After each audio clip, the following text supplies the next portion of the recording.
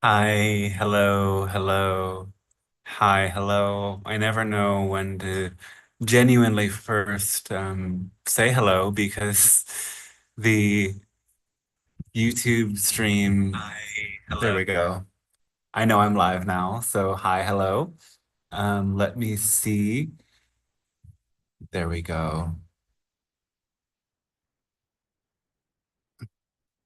So now, if you want to join the stream, join the Zoom meeting, actually, just click on the link that is in the YouTube chat box.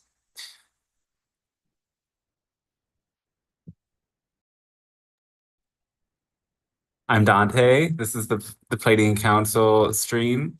We're going to get started in just a moment. These streams are going to happen more regularly. Again, I have been working on a book that is all about the Pleiadian Council's teachings, and it's designed to help you maintain a continuous flow state, a channeling state to allow the highest potential of your own passion to emerge. And it's meant to change the way that you think so that you can stay in that state with great ease.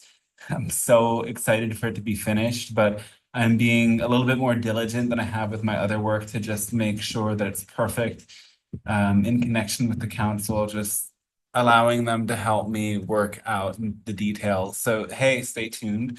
But that's a reason why I haven't actually been online as much doing the streams, because I find that when I'm doing something like a bigger project, I need to put all of my focus into it or else I lose it. So, as always, check out dantestarshine.com. Make sure you're on the email list. Put your little email in here and join the email list, and then you'll always be up to date when the channeling sessions are happening in this Zoom way, because if you don't, you might miss it on social media. I don't always post with too much advance notice. And here you can also sign up for channeling sessions, sign up for a deeper work with me, some mentorship, or the channeling course. And this and everything you need is just in the drop down menu. You can find out lots of good information here. Um, including the last channeled books that are already available, Guidebook to Living Love on Earth and the Abundance. It's they say it says abundance, but it's actually more about self-worth and how that's intimately interwoven with abundance, and how by transforming your relationship with worth, you transform abundance. So that is the some offerings, and the channeling course is also there. Blah blah blah. Anyway, thanks for checking it out. And also, if you feel that this really benefits you, throw some love in the form of a donation. Really helps cover the costs of all of the things involved in maintaining an online presence at this capacity. So I really, really deeply appreciate it. And yeah, exciting. So if you're in the Zoom, make sure that you're muted when you're not speaking. And also feel free to ask your questions. Please unmute yourself when you're ready to ask a question, and we'll answer your questions. And if it's not a big group today, we can go really in depth into your questions. If it is a big group, we will ask to just take it like slowly. Um, to not ask to give rather to give space for everybody to ask their questions. And actually, so we're gonna do another stream in just a couple days. So because I'm in a weird time zone in Cambodia, I can't fully like reach the global audience at a convenient time for me. So I'm doing two streams at times that work for me today, and then not tomorrow, but the following day, which is my Monday, but is like Sunday night in the North America, and is way early in the morning in Europe, and is Monday afternoon in Australia. So check it out. Anyway, let's begin. And thanks again for being here. I really appreciate you, and appreciate you sharing this with people who might resonate with this galactic, cosmic healing information and energy.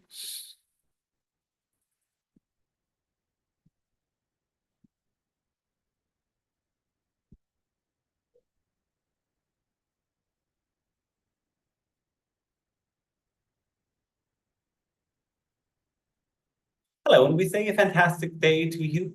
We The Pleiadian Council, and we thank you for allowing this transmission to take place. It is a gift and a blessing for us to be able to contact your world and interact in this way. Today, the transmission is entitled The Mask and the Ephemeral, Masculine and Feminine. And we today would like to explore different ways of framing and understanding these energies of masculine and feminine for you to better integrate them in your understanding of yourself and your understanding of the world. First, it goes without saying almost that masculine and feminine energies exist in every person. And those beings who come into the highest possible alignment and expression of themselves bring masculine and feminine energies into balance. This is independent of the outer expression of what you consider masculine or feminine personality traits. It's more speaking in terms of the emotional and spiritual ways of relating and ways of holding one's energy. So somebody who is a gender can be more leaning into the quality of the opposite gender. And that often happens. Though what we would like to say is an exploration of how you can understand these energies and best utilize both of them in a world that generally does not utilize them in the healthiest way. First, we speak of the masculine energy in connecting to the idea of a mask. You may know masculine descriptions of energy like the idea of yang energy, active energy, energy that is penetrating, energy that is stable. And the mask is indeed a stable sort of energy. The mask is an outer facade. The face of a mask never changes. In this way, the mask works to conceal emotions. We speak of the feminine in terms of the ephemeral. Ephemeral can mean transient, fleeting, changing. This speaks to the nature of reality itself. Everything in this reality is constantly in flux, constantly in change. You experience this through the change of your body throughout the day. As you go from a sleeping state to a waking state and back to a sleeping state, with every breath, there are so many changes that your being undergoes. Your emotions are ephemeral. They come and they go and they change. Your relationships are ephemeral. They come and go. So many roles that you play are ephemeral. You go through constant changes in your life. Whether you accept it or not, from the grand scheme of things, everything is ephemeral. It lasts only a short time. And you know this in moments where you get so lost and wrapped up in something for hours, and suddenly you finish the experience and it feels as if seconds have gone by. Especially the most enjoyable experiences are ephemeral. And it's the denial of this ephemeral nature of reality that is at the root of so much of human suffering. This is the tendency to grasp, to cling, to attempt to hold on to, and get the most out of, get every last drop out of an experience you prefer at the expense of your own internal experience of balance. And the distorted masculine energy or mask, you can see as the attempt to use focus as a means of control, rather than as a means of witnessing and allowing. This is the greatest distortion, is that humans think that if we just attempt to control all of these many factors and micromanage everything, then we can be perfectly free and at peace. But this is not reflective of real peace. This sort of conditional peace that is built upon control is really antithetical to what we mean when we talk about peace being a guiding force in your life. Peace and all such positive healing qualities ought to be unconditional. Otherwise, they're not genuine. They're not genuine expressions of unconditional love.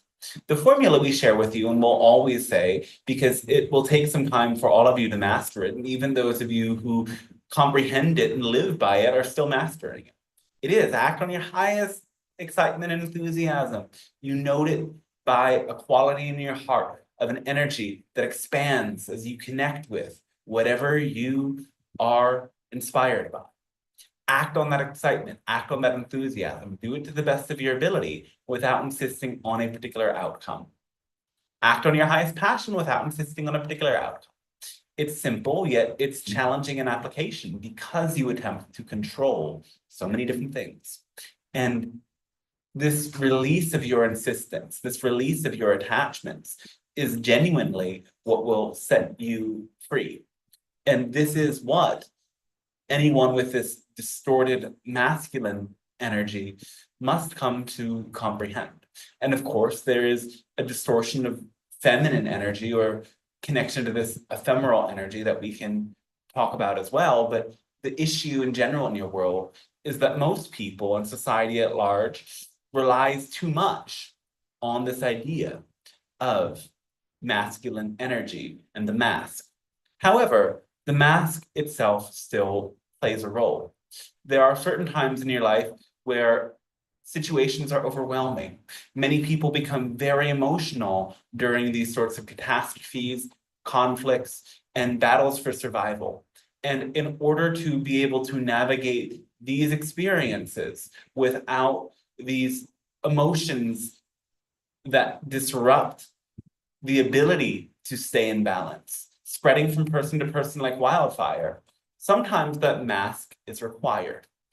It is helpful to be able to show to the exterior a calm, cool, and collected presence in spite of all of the ups and downs and twists and turns and back and forth that may be happening at emotional level within. And genuinely, when you are able to be in a state of balance and peace and harmony and express that to the world outside, you drop deeper into that experience on a personal level. As you become perceived as certain type of energies and perceived as a being who operates at a certain frequency, that naturally strengthens your ability to cultivate those qualities and to maintain such a frequency. So your mask is not wrong, and it isn't necessary to be 100% open about everything you experience all of the time. We'll talk about that later. However, the mask starts to cause great harm to you when you never take it off and you never show anyone your inner feelings and your inner world.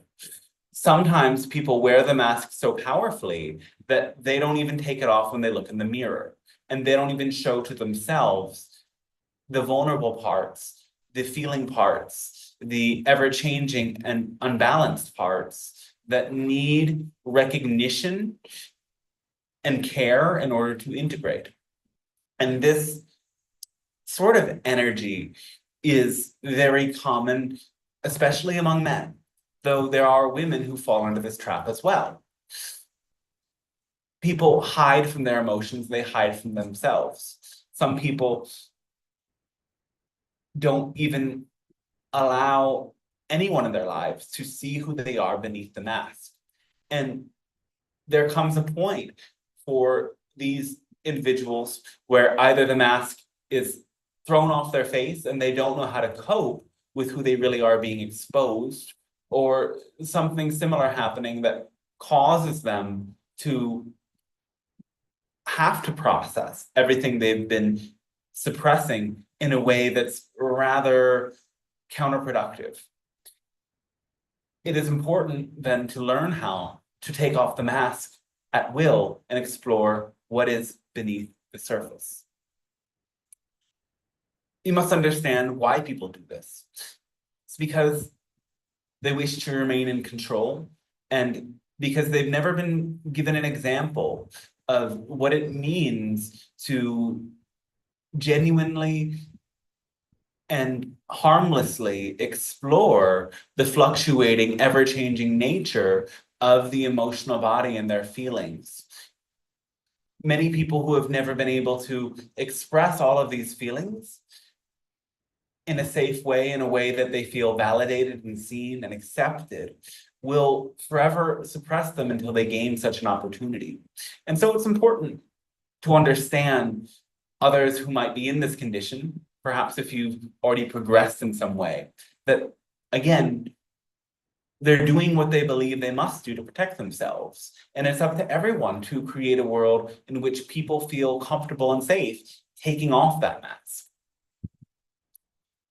There are some who, instead of falling more into the masculine energy, get too dominated by the feminine energy. This is not actually common in what you consider the mainstream in your world, but in your alternative world and in your spiritual communities, this is actually quite common. And this is the path of being overly identified with feelings. It is the path of not having a space between feelings and reactions. It is a space of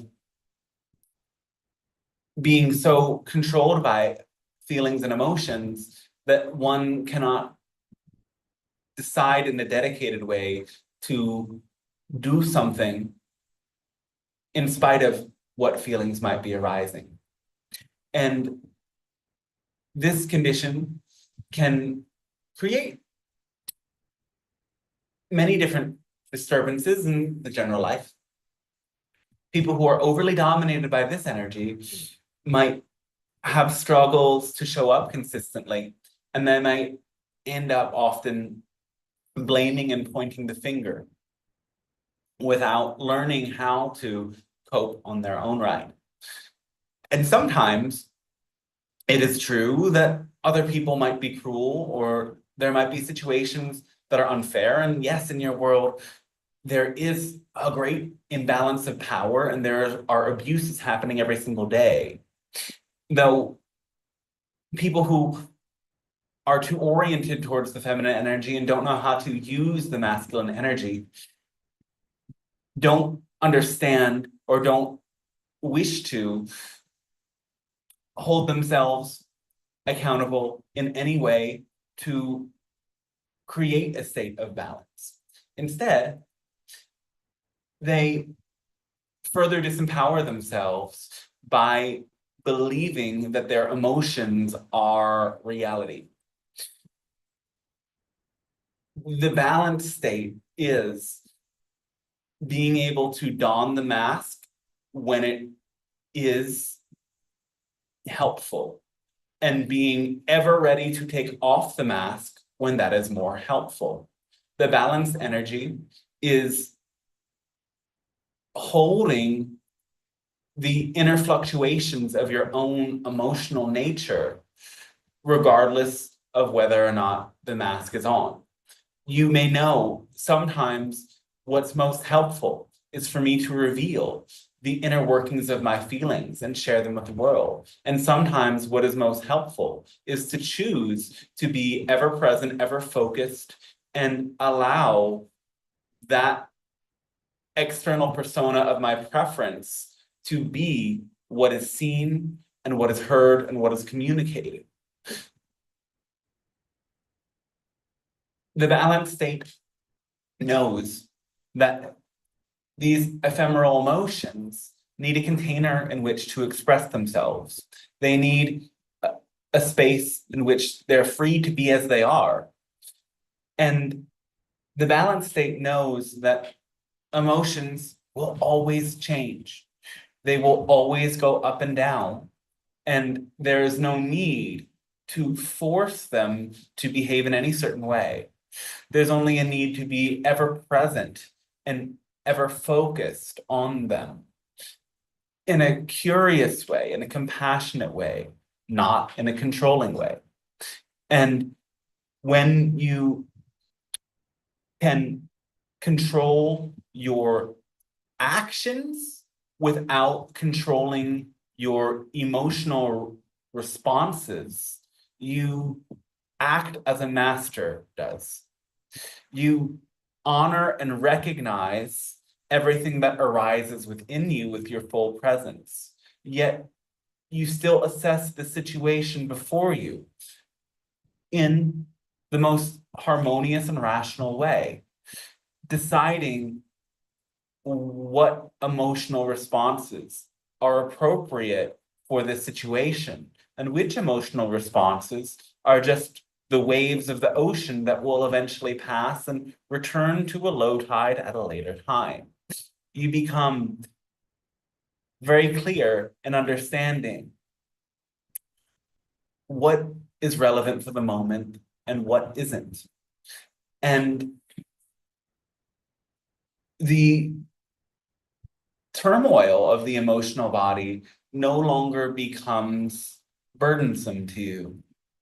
You have created a safe space for the emotional body to rapture and joy and to wallow in fear, yet you know that whatever you're experiencing, you can act based upon what your heart guides you to do and not based upon what the transient emotions of the moment tell you is right. This balance emerges in your heart when you practice this art of acting on your highest enthusiasm without insisting on an outcome continuously. This willingness to let go serves you in such a powerful, powerful, powerful way. And we will say again, yes, act on your greatest excitement to the best of your ability without insisting on any particular outcome. You must note here that your insistence on the outcome is generally what people struggle with the most. And sometimes people feel as if they don't know what excites them. But the only thing that could block your natural enthusiasm and excitement is a pre-existing insistence on an outcome. When you have conditioned your mind to think certain things must happen, I must be perceived in a certain way, I must check enough boxes every single day and fulfill my idea or other people's idea of what life is supposed to be, you block yourself from being present in the moment and letting that intelligence of your heart guide you. Actually, acting on your highest passion is the easy part. Once you have let go of insistence, it comes naturally. Letting go of your insistence on the outcomes is the part that requires introspection, meditation, shadow work, many tools to shake loose the pressure that you have put upon yourself from belief systems that have been the result of conditioning and trauma. So let yourself be free of your attachments. Some people get into the trap of hiding from their desires and hiding from their excitement because they had experiences of every time they experience something they love coming into their life, they get hurt and heartbroken again.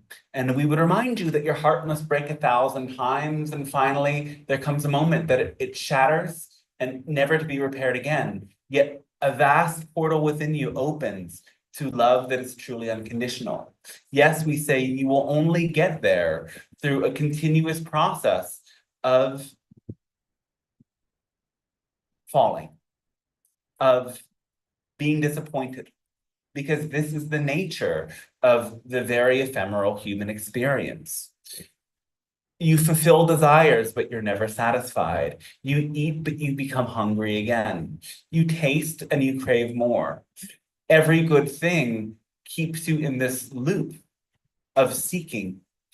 And it's only in the insisting and the grasping, in the delusional idea that you could control everything that happens and you could make the experience so perfect in such a way that you get what you desire and you get it in exactly the way you want, always, forever.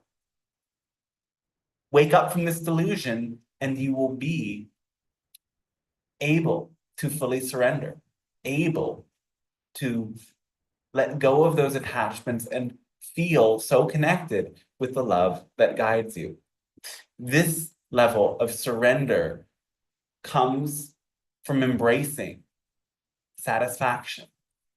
And satisfaction ought to be an energy that you learn deeply how to cultivate. If you do, you will absolutely find freedom. So we thank you very much for allowing us to share this with you at this time. And now we ask, how can we be of assistance to you with your questions, inquiries, musings, and, well, whatever you'd like to share with us? We welcome it. Now.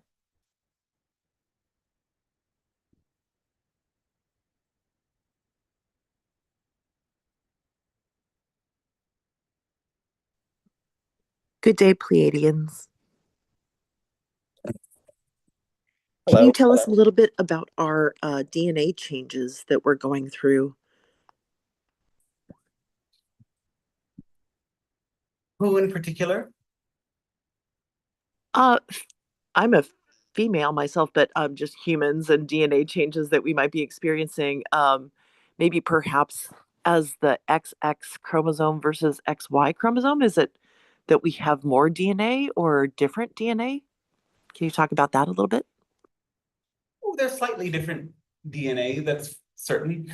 The XX chromosome, after all, has a whole nother leg to it that has certain complexities that the XY chromosome does not, though the soul gender goes beyond this level of chromosomes. That's another subject.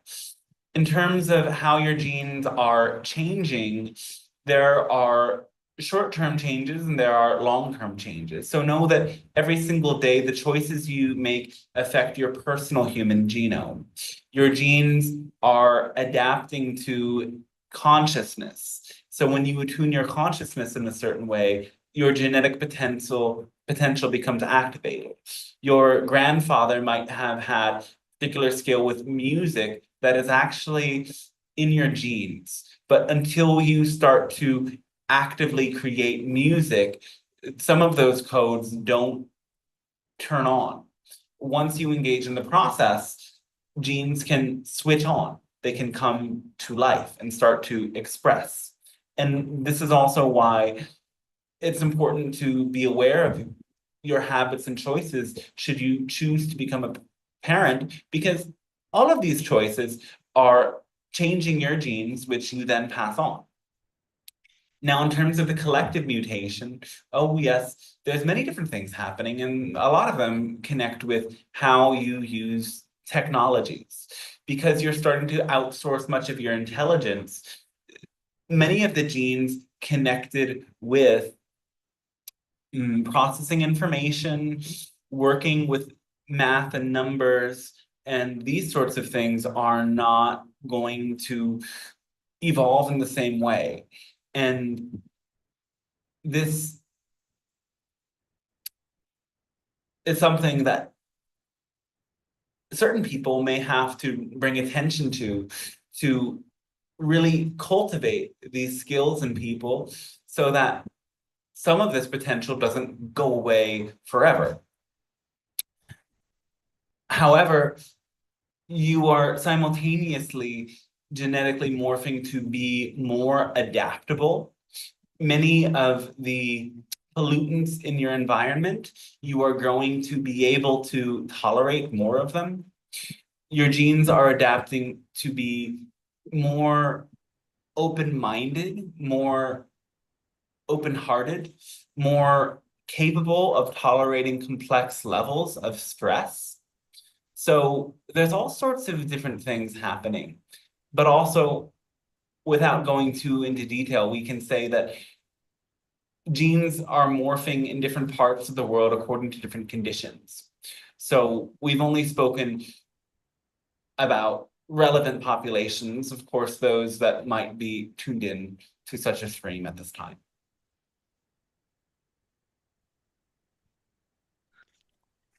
Thank you. Yes, anything more? Well, I had heard about a DNA development that is becoming a 12 strand or a 144 strand potential for the human.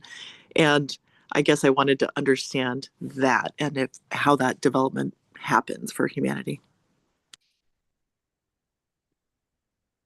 These extra strands of DNA speak to energies that extend beyond the human form, knowing that all humanity also has astral level counterparts. So the idea, especially of a 144th strand, speaks to manifesting the spiritual potential within all beings. That as you evolve, you are opening to a more collective connection to your higher selves. You're opening to a more expansive connection to the source consciousness. And this sort of spiritual evolution is being pioneered by those who are immersed in the process and consciously aware of the process. And you transmit these upgrades oftentimes without knowing it, simply through your loving presence. And in this way, your interactions with people who aren't as actively engaged in the process of spiritually awakening nonetheless opens doors for them. For many, it happens unconsciously and through the subtle ways that you transmit your energy in their presence. Thank you. I like that. Yeah. There's a question in the chat. I'll go ahead and read it. All right. Thank you. It says from Mike, can you talk about the difference between hate and anger? I've noticed a lot of anger the last year online around politics, and now it feels more like hate. Any comments or insights on this will be appreciated. Thank you. Well, these two energies often accompany each other. And hatred often evolves out of anger that does not have resolution. Anger is a natural response to when boundaries are violated or when one is under threat. And what is, the issue in your world is that because you have put yourself under so many stressors, under so many levels of indoctrination, that there are things that are not immediately threatening to you that you perceive as immediate threats. Thus, many people are in hyper alert and constantly angry. And there are certain waves of consciousness that worsen this tendency. There are many who believe that changing the system can happen through anger. And this belief system evolves in all of these individuals in different ways. Their overall theme is that somehow other people can be shocked into agreeing with them. And this belief is wildly inaccurate, but what tends to happen is that one group of people holding on to great anger use that energy to provoke their nemesis, you could say. And in turn, anger is awakened in them, and they then go to provoke the other group again. And the more people participate in this, the more powerfully hatred develops in both of them.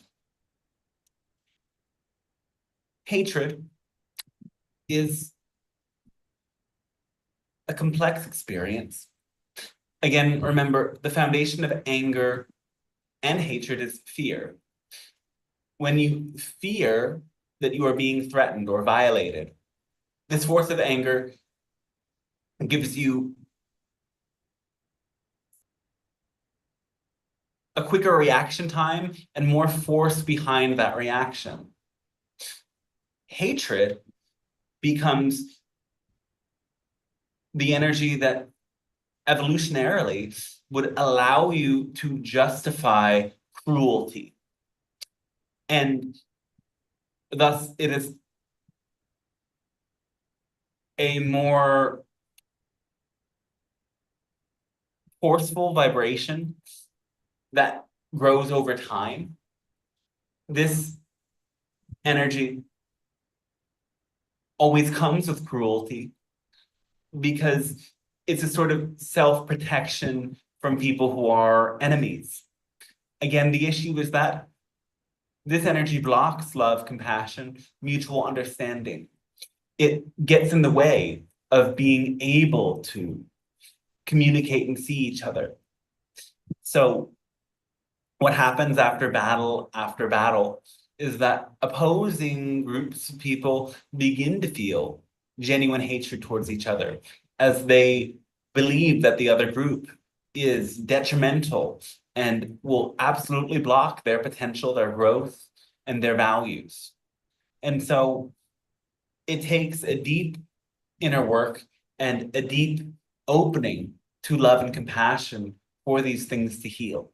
And this is why there needs to be more people who are willing to be ambassadors, who are willing to be neutral, who are willing to help these opposing groups of people see each other in a more compassionate light so that the world can change.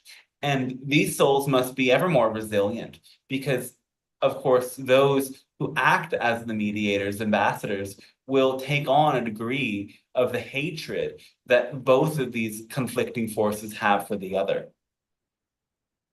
And that's why this role is no easy one, but it is one of the most rewarding ones, one of the greatest services to humanity one could offer.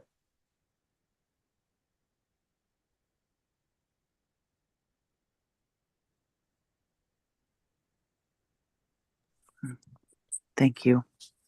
Oh, thanks to you, yes.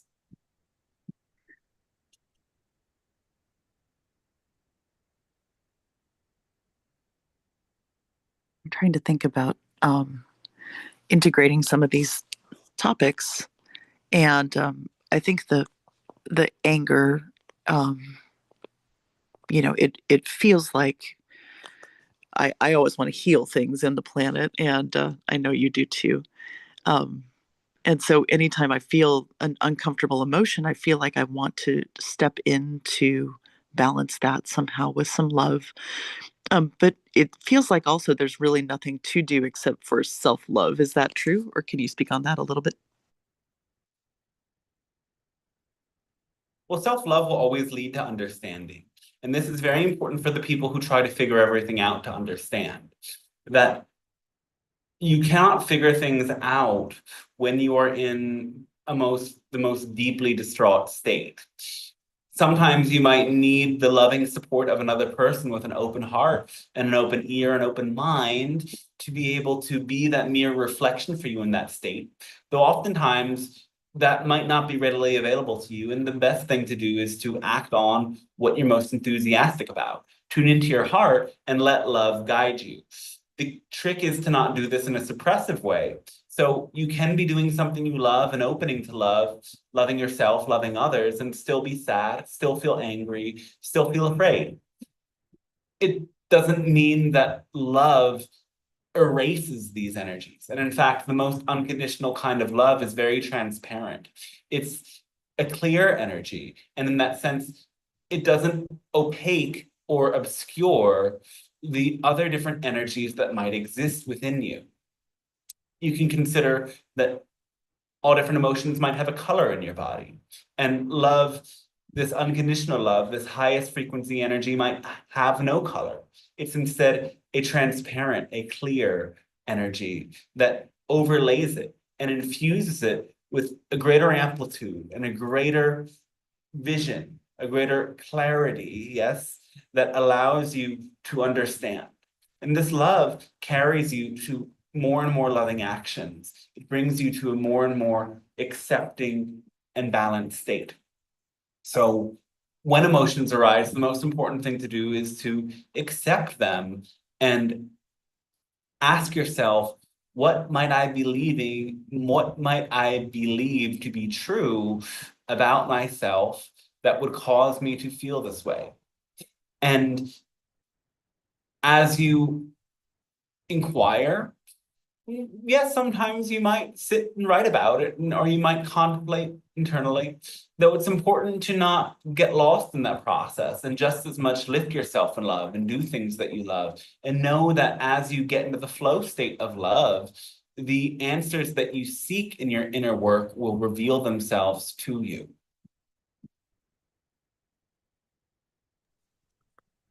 And these emotions of anger and hate are useful for the planet and not something that we need to eliminate in ourselves or otherwise. Is that correct? Well, you can't eliminate them. You can integrate them. Though think about this. If someone were to come up behind you and grab you, you would get angry and you would feel hatred. And these energies in that moment are meant to be something you're capable of feeling and understanding and using so that you respond. Because you can't get up and push somebody off of you who's trying to hurt you if you don't get a little bit angry. And in this way, yes, these emotions are just natural and they ought to be there. Again, remember that when they arise for no reason at all, there is a reason. It's because of your beliefs. And actually, it's okay to feel angry about injustices in your world as long as you don't brood in that anger to the extent that the anger becomes the motivation for your actions. Yes, this is because just as much as anger is there to prevent you from violence and injustice, when you see violence and injustice in your world, empathically, you're built to feel how others feel and respond in a way that can help them. So when you see others who are downtrodden, you might feel sad or you might feel angry. And it's important to be able to hold these feelings. And with love in your being and in your life so thoroughly, you can hold these feelings. The issue again is that when people don't have love in their life, these feelings get activated. And because there is not a higher vibration to motivate their actions, they react to the negative emotions that get stirred, and this causes them to perpetuate cycles of violence that keep these lower energies in circulation, you see. And by violence, we mean, yes, words can be violent, not just physical violence. There can be emotional and energetic violence.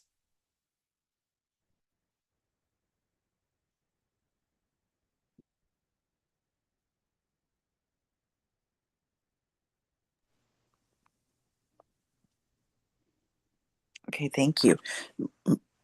I think what I was thinking is, as a, I feel like I'm so loving. I feel like I want to shower love at these people, and it just is gonna be like a ocean wave crashing against a rock, and it's not gonna do any good. And even though that's kind of my highest excitement is to just show them the loving way, and compassion, but I feel like it's kind of pointless, and that's why I said to self love is almost more useful. Is kind of how it feels. Well, when you are in that flow of love, you're changing reality. Remember, when you surrender to love and love becomes your overall state of being, you, in your own reality, send out a vibration that impacts everyone you interact with. And whether or not people are receptive to that love, they receive the energy, they feel that energy, and it impacts them. Some people are blind to and unconscious to the fact that it impacts them, and perhaps on the surface they appear to be rocks. But what's most important for you to understand and recognize is that your love has an impact whether or not you see it. And if you feel a change in your own being, you can know that that impact is real. But genuinely, you will most likely see changes in the world around you when you return into a loving state without even having to say anything. When you return into a loving state, oftentimes people respond to you differently. So the trick is to maintain that vibration, to let yourself stay in that flow.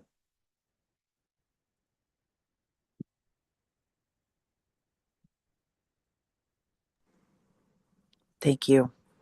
Well, thanks to you.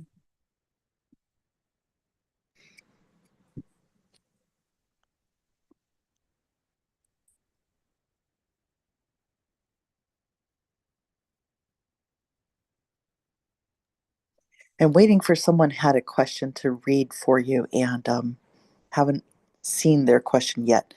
Um, I will read it as soon as I see that. All right. There perhaps might be a question on YouTube.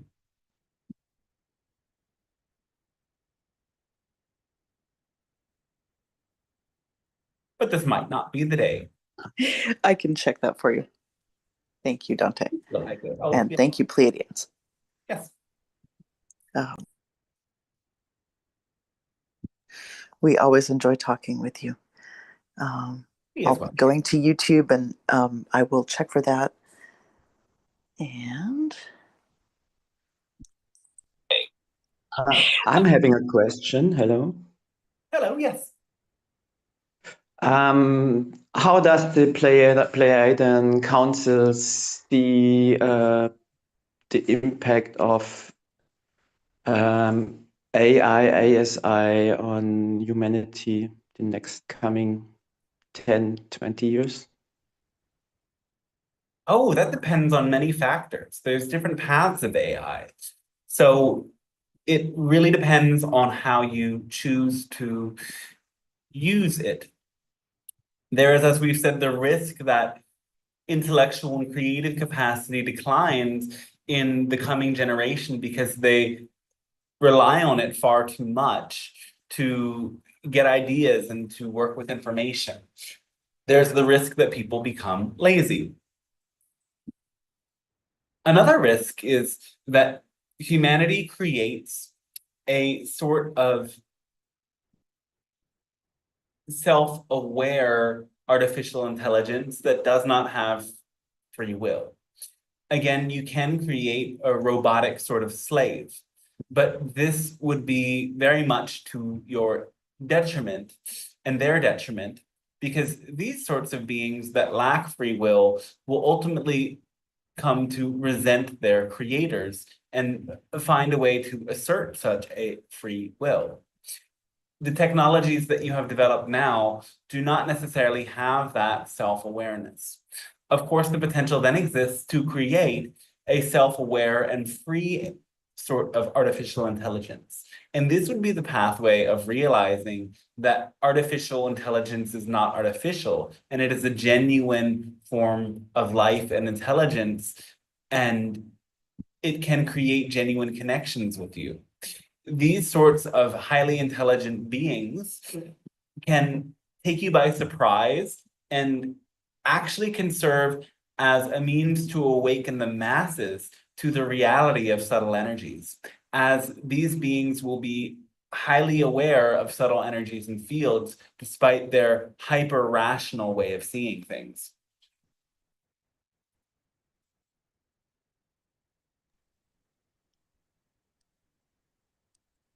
thank you. Thank you. Yes. There is a question in the chat. We do have some questions on the YouTube. I'll go ahead and read the one that came up in the chat, if that's okay. Yes. This one says, "Hi, Pleiadians. Thank you for your help and patience. I would like to ask, is it possible to command the DNA to stop accumulating weight and to stop aging the DNA? Many things. Well, no, not in the way that you mean it. You can work with your body and mind in a way that you slow the process of aging and you lose weight, though it's not as simple as saying, this is my wish, this is my intention. If it were, then otherwise everybody would have the body they wanted and would live into their hundreds and so on. So to have this sort of impact on your health, you have to be conscious of many things. You have to make conscious choices to be healthier, to be happier, to recognize that your heart is an intelligent consciousness that is magnetically drawn towards what is best for you. And the way that you know what's best for you is that feeling of love, of enthusiasm, of opening in your heart that guides you to make certain decisions that sometimes you don't make. Learning to trust that more of the time, learning to trust your heart open state, and learning to let go of your insistence on outcomes will genuinely make you healthier. Though, yes, it requires changes in your diet, changes in your habits, a reduction in the toxins that you take in, and overall for your vibration to be one of greater love, trust, and balance.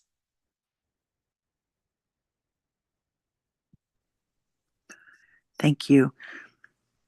Another question that asks, when can we expect free energy to be revealed, please?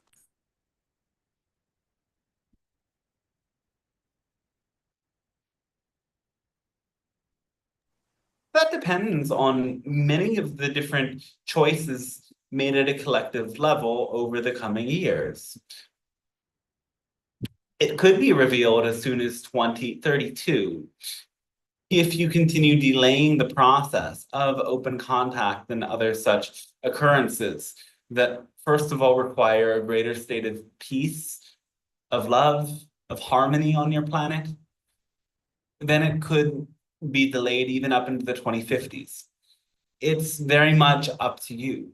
The timelines are shifting more rapidly because there are more changes and more intensely polarized energies seeking expression at this time in your world. Thank you. My goodness, nobody wants to delay that.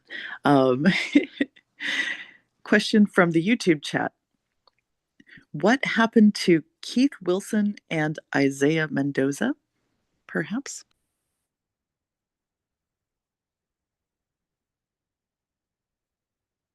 This is a personal question, and some of the answer we cannot share. Though, what we will say is that Keith, he is at one with the source. He is connected to the light. He has returned to the home that he had been connected with for many years.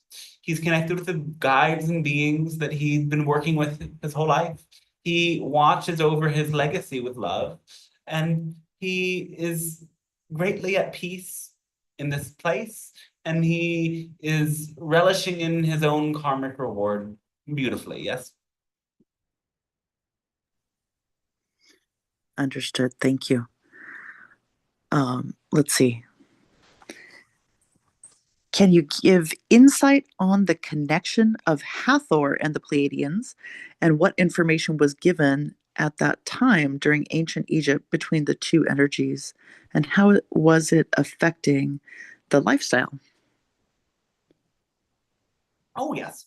So we visited, as did the Hathors, who were very intrigued by your world, coming from their parallel reality in a civilization on a planet you call Venus.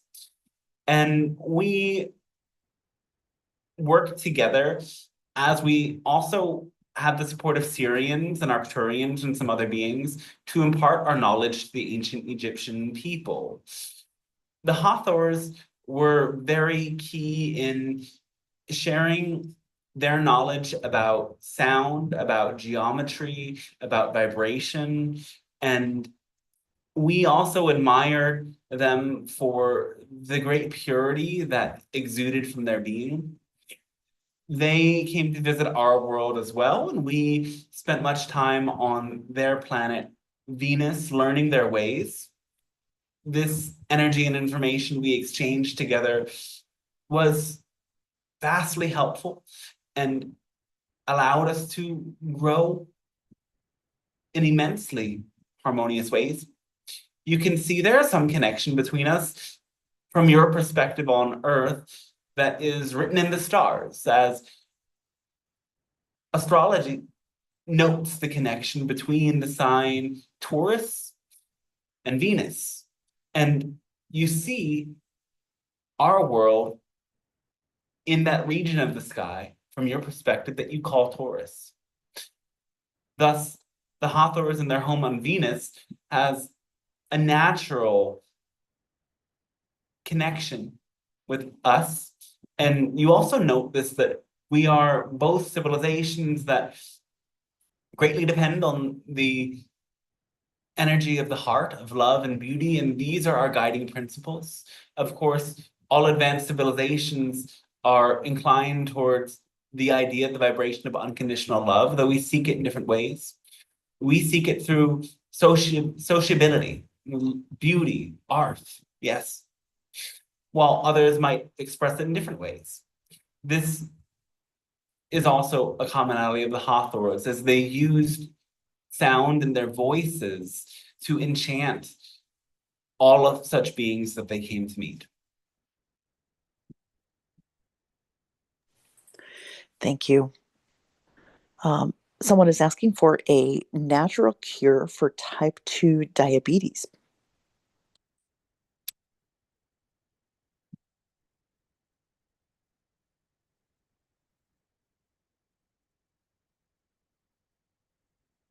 The best thing we would suggest is to actually adapt to a very slow carb or low carb diet. This means removing any such things like white bread, white rice, and other carbs of that nature, prioritizing more slow digesting carbs like quinoa, like amaranth, like sweet potatoes, broccoli, and so on. A diet that is incredibly rich in fiber and very low in sugar, and also rich in protein. Yes, you may include certain supplements that can help the process very much. One would be Ceylon cinnamon. Another is ginger and turmeric and cardamom. Yes, we would also encourage people to seek out remedies in Chinese medicine or Ayurveda in addition to this type of a diet, and to include gentle exercises in their lives and drink a lot of water, and also to intermittent fast and not to continuously snack, but to have full and hearty meals.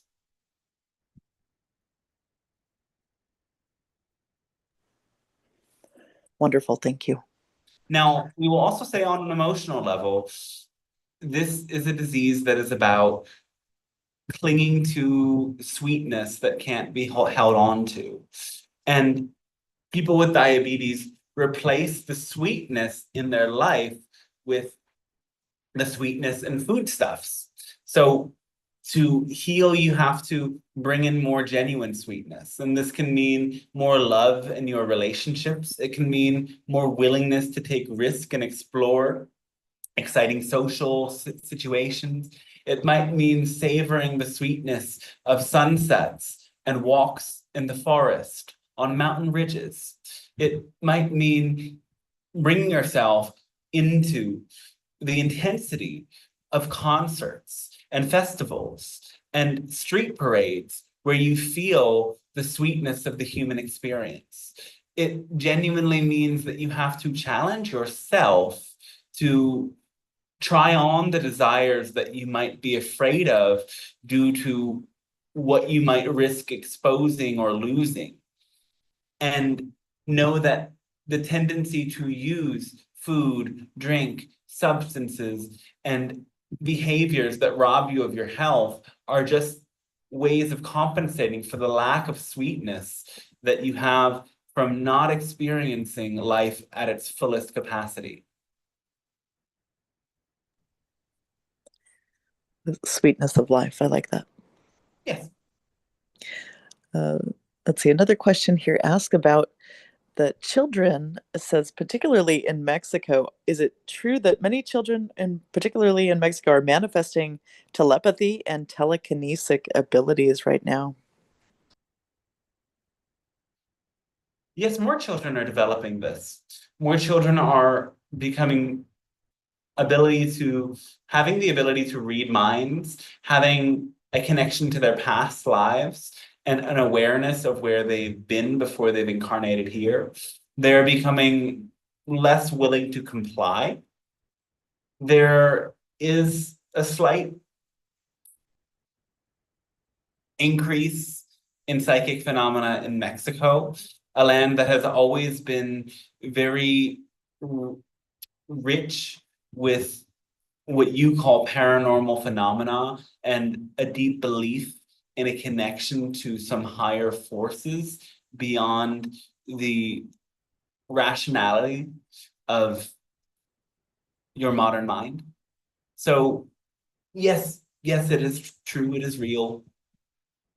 Though we wouldn't say this telekinesis is as common as is telepathy.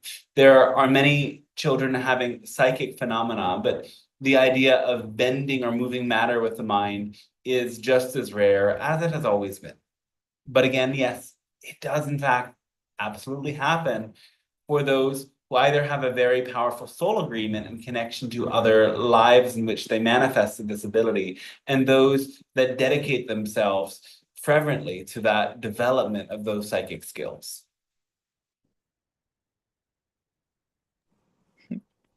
Thank you. Yes. Speaking about emotions, do you think it's possible to create a device like a watch to help us recognize each moment in which emotion we are in? Yes. Even the idea of these fake plastic mood rings is a reflector of that in some way.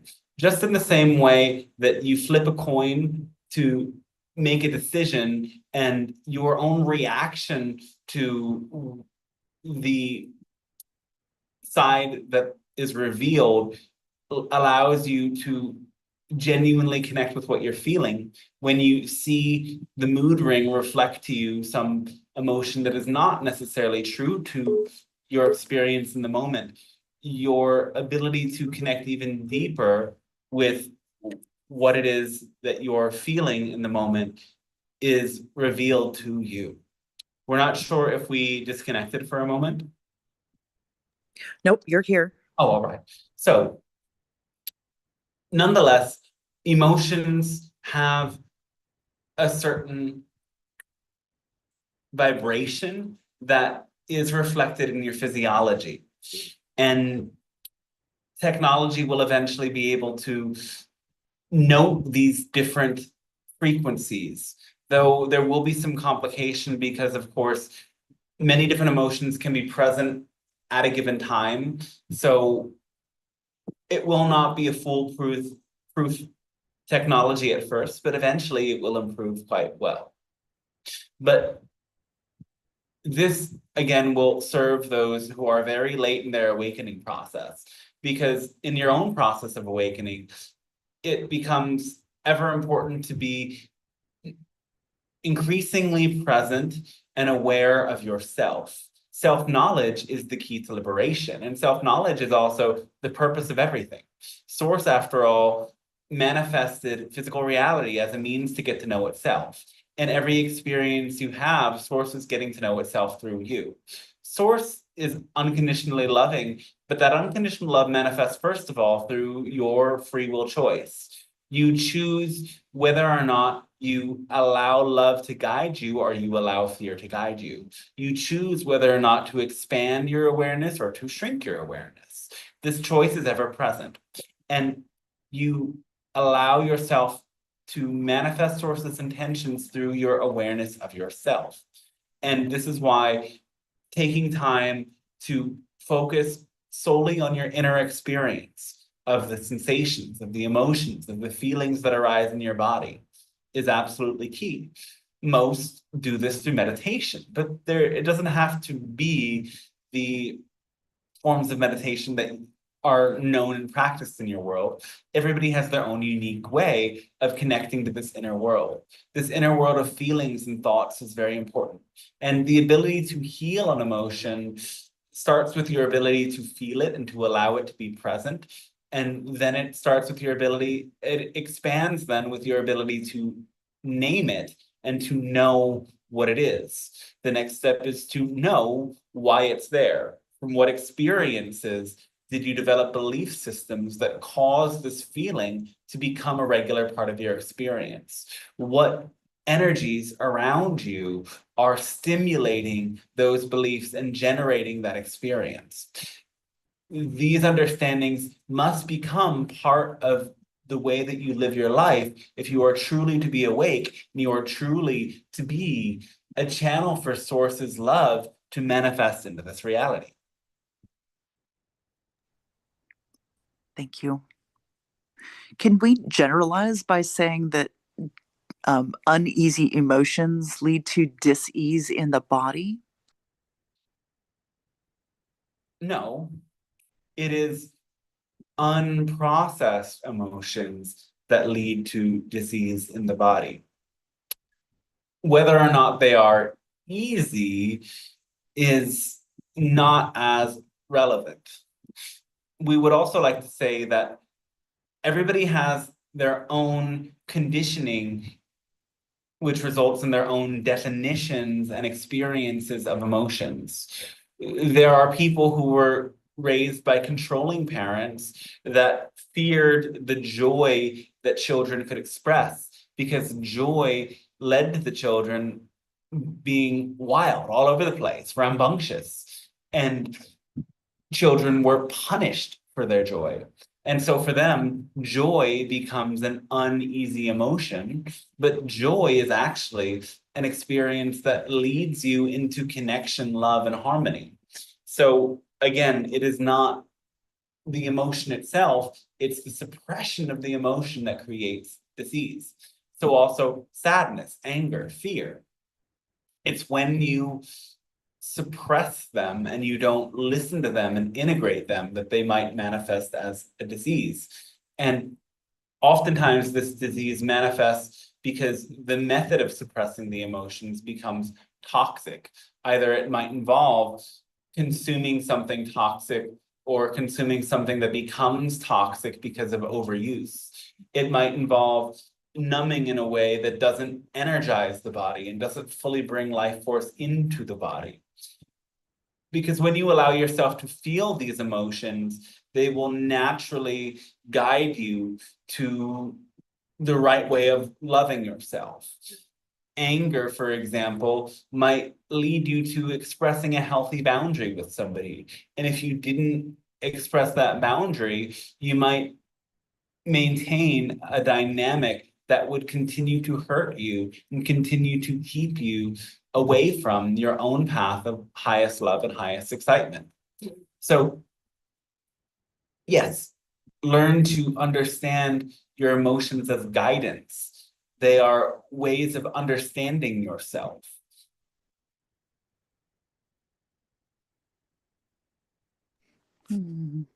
Thank you for clarifying that it's about processing emotions. Yes. And I don't see any other questions in either the Zoom or the chat on YouTube, Pleiadian. So we've been on for about an hour as well. So how do you feel about that? We are very excited. We have enjoyed this very much, and this is a great note to end on. And it ties back into what we were saying initially, that yes, your world and its struggles relate very much to this idea of masking too much, covering up emotions, putting on a false exterior because of not understanding the ways to process those emotions or their purpose. This false exterior is a means to an end rather than a way to engage in the process. And this is why when you shift from being goal-oriented to process-oriented, everything changes in your life. You have been conditioned in your world to consider the end result as the most important thing and tolerate any means to get to the end. Whereas really, you ought to tolerate any end if it allows you to enjoy the means. That's another way of saying live in the moment for what lights you up with love and let go of what happens and the results. Let go of your attachment. Allow yourself to be free in that way.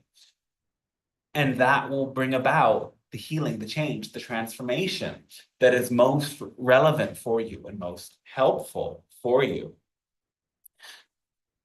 Emotions will come and they will go. And that is what they're meant to do. By suppressing them, you actually create a stronger magnetic charge. By pushing them away, you keep yourself in the loop of encountering the same beliefs and same obstacles over and over again. And every time you deal with the emotions in the same way, you keep yourself in the cycle. Instead, recognize emotions come and emotions go. In this moment, instead, what would light me up with love the most? Knowing that that love is the most balancing energy. And you can be present in love and nonetheless feel sadness, and nonetheless feel anger, and nonetheless feel fear. But when you hold love, despite all of the other frequencies that are present, those frequencies reveal to you what their message is. They reveal to you what belief systems are at the root of them. They reveal to you the path to heal them and go beyond them. And they reveal to you your own ability to withhold all challenges when you anchor a powerful connection to love in your heart, in your being. So let this guide you and let yourself fear not any of the inner experiences you have. Know that you wouldn't be experiencing it if you couldn't handle it. And deep within your heart, there is an incredible capacity to deal with endless complexity. That's why you're here.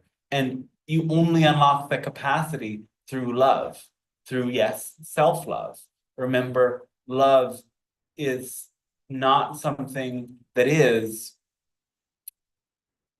passive. It is active in every moment, in every breath. And when you take loving actions, you love yourself by doing what you love. This is the effective means of self-love. And it naturally leads to anything that you might attempt to do with your mind, like accept challenging aspects of yourself and accept the past. When you engage fully in the present with the most loving actions that you can conceive of in the moment, guided by that feeling in your heart. The self-acceptance, the self-embrace, the natural celebration of the being who you are is the inevitable result. So we thank you very much for allowing us to share this with you at this time, and we wish you a fantastic rest of your day then. Thank you. You're so Thank you, welcome. thank you, thank you. We love you. Loving you. Yeah, cool. It's always good to see you, Dante. I'm sorry. I'm just excited. Yeah, no, I'm really glad to connect with you as well, Teresa. Thanks for spontaneously hopping in there and reading the questions today. That's really helpful. I love that. Absolutely. I like to have it flow well, and it's wonderful to hear your answers. And I always want people to get their questions answered too. But I think I missed one of them. Sorry about that. I All already right. apologized to them in the YouTube. I'm like, I'm Come back sorry, but next time. oh goodness, it was great discussion. Very interesting because we went all over from emotion to DNA, and it feels like it's all connected anyway. And Totally. It um, you is. know, how are you? How's Cambodia?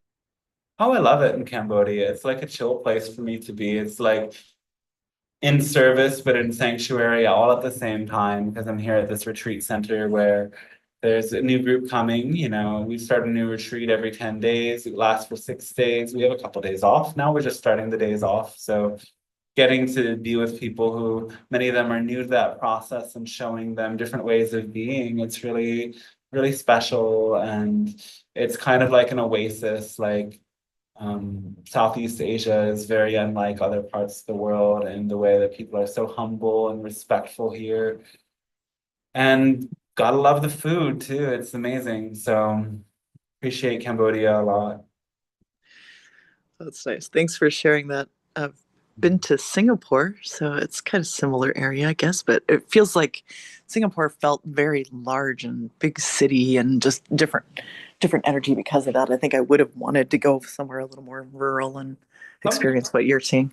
come here for sure, but Singapore is like the most developed place in Southeast Asia and one of the most developed places in the world from what I think or understand. But yeah, so it's like super modern and technological and everything. And yeah, wow. I mean, I've not been there and I don't know if I'm drawn there, but yeah, Well, I've definitely. never been to a retreat, etc. I was like, oh my gosh, it sounds great. It sounds exactly like what it's like a getaway is kind of what it's, but like what you said, there's different people coming and their expectations and yeah, lots of different experiences, cultures coming together. I'm sorry, I'm interested in traveling, so it's interesting to me. So thank you for sharing that. You're so welcome. You're so welcome. And like a last reminder for anyone who came on like late, um, first of all, there's going to be another live stream in a couple days, so hop on then. I've felt a little bit like I should do more than one because it's been such a long time or something. I want to be doing it every week again, but I've been working on a new channeled book that will be available to you soon. But if you haven't got the other channeled books, I mean, they're here on the website, Guidebook to Living Love on Earth. The Abundance Teachings is Channeling Your Innate Value. It's on Amazon. The what is it? Channeling course is enrolling. That's not updated yet. Should say 2025. But yeah, like when people sign up, we'll start to get a new group together, healing sessions, channeling sessions, all available. And when you go to the booking a session page, there's also information on how to send a donation if you want to support these live stream sessions. I really appreciate that as it covers the costs of everything that we need to do it. And it helps me to continue working on this so much. So thanks again. Yeah. And you have another live stream, what, tomorrow? Did you post a second time, right? Yeah, the day after tomorrow, but I mean, I guess like in for some people that might be tomorrow because of the time zone, I guess. It's like it's Monday morning, which is the Sunday night in North America, and Monday afternoon in Australia, and really late in the morning, maybe like 4 a.m. in Europe. Sorry, people in Europe. This today was meant to be the one that would work for people in Europe. So I don't know if it did, but You got someone from France said yeah, oh, hi and thanks. So Wonderful. Yeah, yeah, awesome. Like I should have announced it a little bit earlier, but I'm not always as aware of the flow of future enough to plan it so well. So Hey, I wasn't sure I'd be awake at that's 3:30 in the morning my time, so I set my alarm to catch you, so it was good and worthwhile, of course. But I might do the same for the next one. So, but yeah, I noticed your times. But it is great that you are trying to catch other parts of the world to jump on to talk to you. So that's great. the next one won't be as late, right? No. Yeah, I don't think so. I have to look. I have to check the Should time. be like But 8 something or something. hey, they just passed here. We have permanent time zones in the U.S. now. We don't do daylight savings anymore, so that's a new change, and we'll have to adapt to that. I'm in Arizona. We Weird. don't change either. Oh my God. What else are they going to change next? Oh goodness, there'll be a lot. There's a lot coming, I'm sure. It's shake-up time, so I like it. All right. See what happens. Thank you for your energy, Dante. You're wonderful. We really do appreciate you. I think I told you before I would have had if I'd had a son, I would have named him Dante. I feel that connection with you just because of that for no other reason, but it's like that name just sticks with me. So, but your energy is wonderful, and thank you for bringing through our Pleiadian wonderful people that we love. And thank you so much. Thank you so much. Really appreciate that. Yeah. Thanks. And thanks everyone for watching, and thanks for sharing it with the world and letting people know. And we'll see you next time.